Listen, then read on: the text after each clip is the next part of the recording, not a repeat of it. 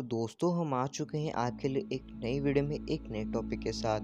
दोस्तों आज की हमारी वीडियो का विषय ये होने वाला है कि दुनिया पर तो कई विशाल सेना और डायनेस्टी हुई, मगर कुछ सेना और डायनेस्टीज इतनी बड़ी हुआ करती थी जिनके बारे में कुछ नहीं कहा जा सकता।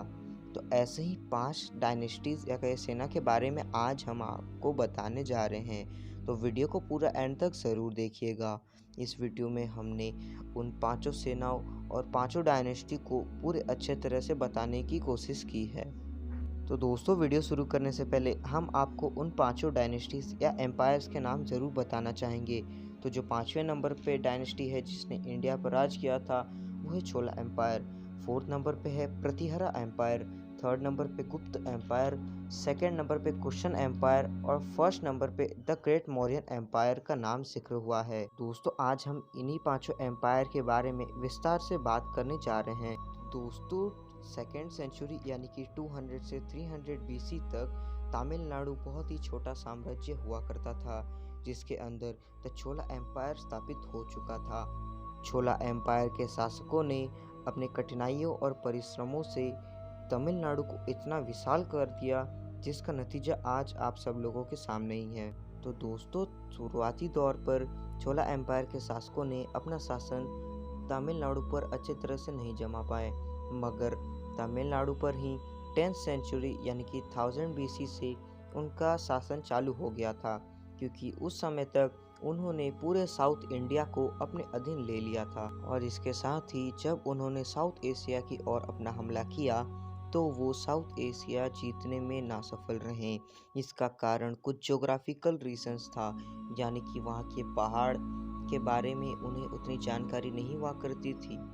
मगर ज्योग्राफिकल फीचर्स के बारे में बात ना करते हुए अगर हम चोला एम्पायर के शासकों के ज्ञान के बारे में बात करें तो उन्हें मैराइन यानी कि पानी की बहुत ज़्यादा समझ हुआ करती थी, जिसके वजह से वो अपना शासन मालदीव्स, श्रीलंका और मलेशियन इंडोनेशिया में 1025 सीई तक जमा चुके थे। इसके अलावा नॉर्दर्न इंडिया और साउदर्न एशिया के कोस्ट उनके ट्राइब्यूटरी हुआ करते थे। चोला एम्पायर को 1279 सीई में हटा दिया गया शासन से। इसका कारण ये था कुछ बड़ी सेनाओं ने साथ मिलकर चोला एम्पायर की बढ़ती सेना को तुरंत ही ख़त्म करने का फैसला कर लिया और कुछ ही समय में उन्होंने उन पर हमला भी कर दिया। तो जो 4th नंबर पे एम्पायर थी यानी कि प्रतिहरा एम्पायर, जिसे वेस्टर्न्स और भारत के कुछ हिस्सों में गुर्जरा प्रतिहरस के नाम से भी जाना जाता है। इस एम्पायर को 650 से 1036 तक शासन में देखा गया था। हमारे इतिहास के मुताबिक साउदर्न एशिया बहुत ही ज़्यादा महत्व रखता था लोगों में, इसीलिए प्रतिहरा एम्पायर के शासकों ने इस भाग को अपने अधीन जल्द से जल्द करने की कोशिश की और उन्होंने इस काम को जल्द से जल्द ख़त्म भी कर लिया। और इसके अलावा उस भाग पर अपना शासन कई सालों तक जमा कर भी रखा। इस एम्पायर की स्थापना वेस्टर्न इंडिया के कुछ सैनिकों ने मिलकर कर ली थी और इनका शासन गुप्त एम्पायर के शासन खत्म होने के बाद हो चुका था। प्रतिहरा एम्पायर के शासन के दौरान राजपूतों ने गुजरात और राजस्थान पर धीरे धीरे कर अपना शासन जमाना चालू कर दिया था। राजपूत इंडियन हिस्ट्री में कितना महत्व रखते हैं ये तो आप सभी लोग जानते ही हैं। राजपूतों को एक और नाम दिया गया है जो कि है क्षत्रियस यानी कि योद्धा। जब प्रतिहरा एम्पायर स्थापित होकर बड़ा हो ही रहा था तब अरब के कुछ बागियों ने राजस्थान की ओर से प्रतिहरा एम्पायर के शासकों पर 738 सीई में हमला किया और प्रतिहरा एम्पायर के शासकों ने अरब इन्वेडर्स को बहुत ही बुरी तरह मार कर भगा दिया। इसके अलावा प्रतिहरा एम्पायर के शासकों ने मुस्लिम हमलों को भी 300 सालों तक करीब भारत से बचा कर रखा। उसके बाद कुतुबुद्दीन ऐबक ने अपनी सेना लेकर दिल्ली पर अपना शासन जमा लिया था ममलुक सल्तनत के नाम से। फिर कुछ सालों बाद कन्नौज को उन्होंने अपनी राजधानी यानी कि कैपिटल बना लिया, जो कि दिल्ली के पास हुआ करता था। इसके अलावा उन्होंने सेंट्रल इंडिया की ओर भी अपना शासन जमा लिया था।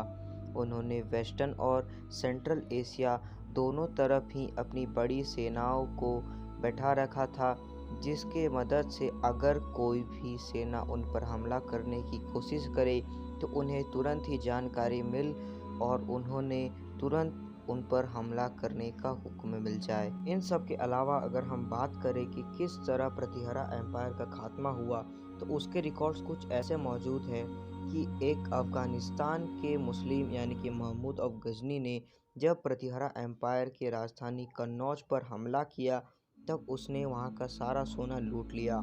इसके अलावा कई घरों को और मंदिरों को पूरी तरह से तबाह कर वहाँ पर तबाही मचा दी थी। तो जो तीसरे नंबर पे एम्पायर है यानी कि गुप्त एम्पायर, इसे भारत के इतिहास में बहुत ही ऊंचे दर्जे से देखा जाता है, क्योंकि इस एम्पायर की सेना ही बस बड़ी नहीं थी, इसके अलावा इसने मगध पर अपना शासन जमाया था और अपने शासन के दौरान गुप्त एम्पायर के शासकों ने साउथ एशिया के ज़्यादातर हिस्से को अपने अधीन कर लिया था।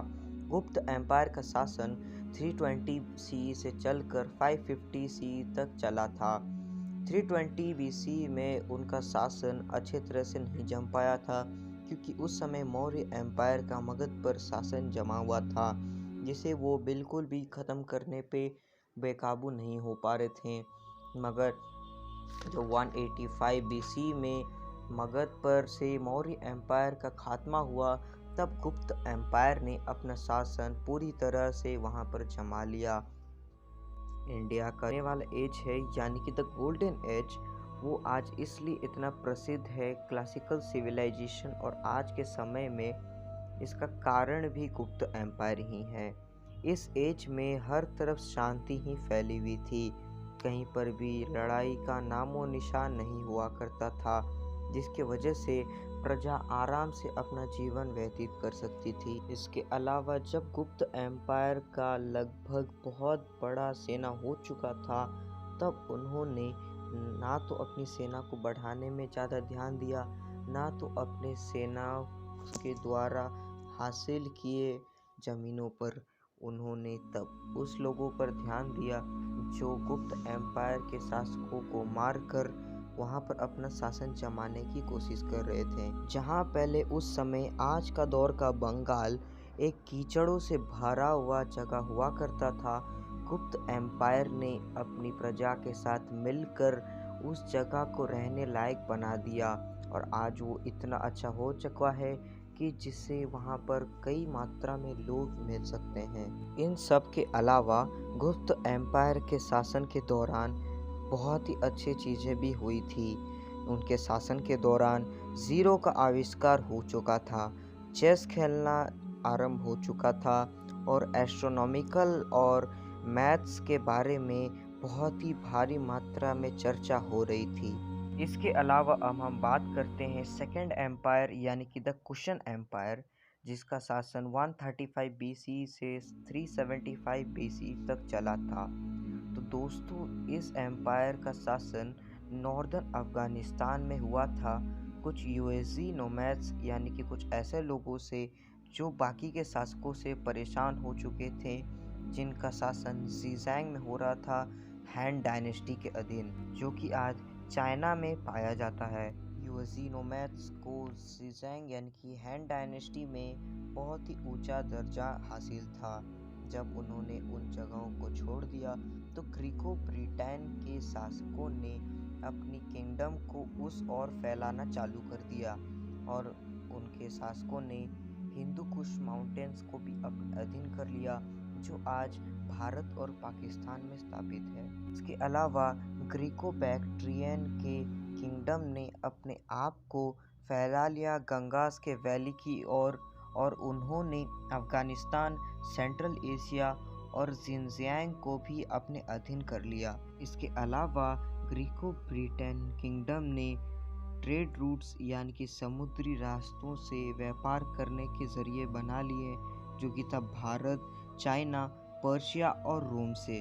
और इस दौरान कुशन एम्पायर के बारे में किसी को भी जरा सी भी भनक नहीं हुआ करती थी। कुशन एम्पायर ने जब तुरंत ही पेशवर पर अपना अधीन जमा लिया जो आज पाकिस्तान में है।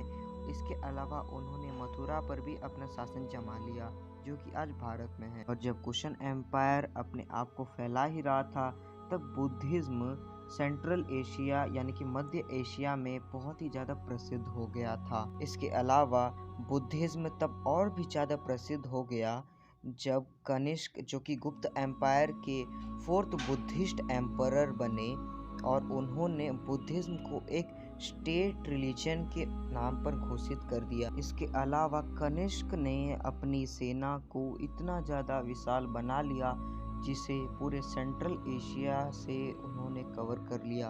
और अब हम आ चुके हैं सबसे पहली सेना यानी कि द मौर्य एम्पायर, जिसका शासन 320 BC से 185 BC तक चला था और इसे पूरे इंडियन हिस्ट्री का सबसे पुराना और सबसे बड़ा डायनेस्टी माना जाता है।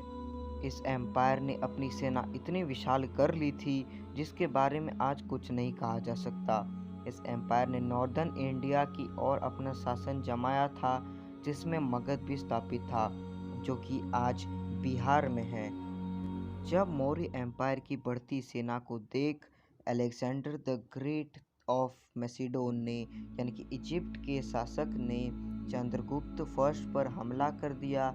उसी दौरान मगध को जीतकर मौर्य एम्पायर को बना लिया था चंद्रगुप्त फर्स्ट ने। ये सेना अंदरी और बाहरी तौर से बहुत ही ज़्यादा ताकतवर हुआ करती थी।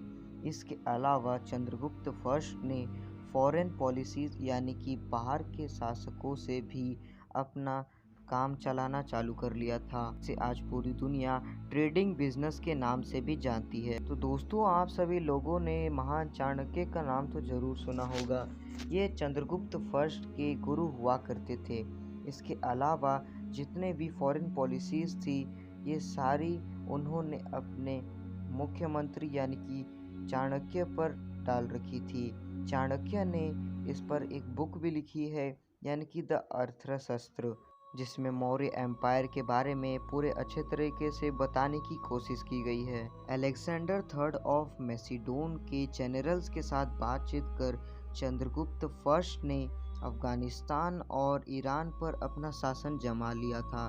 इसके अलावा मौर्य एम्पायर को और भी विशाल किया चंद्रगुप्त फर्स्ट के पोते यानी कि द अशोका ने।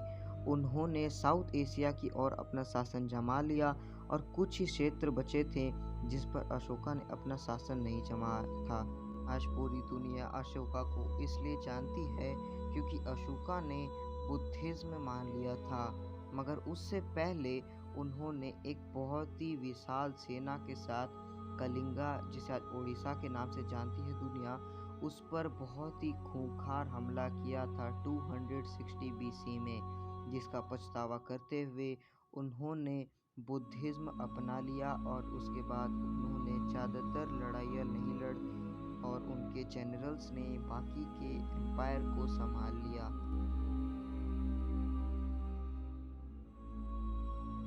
तो दोस्तों, वीडियो एंड तक देखने के लिए हम आपका शुक्रिया करते हैं। इसके अलावा अगर आपने वीडियो को पसंद किया तो वीडियो को लाइक कर दीजिए, अगर नहीं पसंद किया तो डिसलाइक कर दीजिए और हमारे चैनल को भी साथ ही साथ सब्सक्राइब कर बेल आइकन भी ज़रूर दबा लें।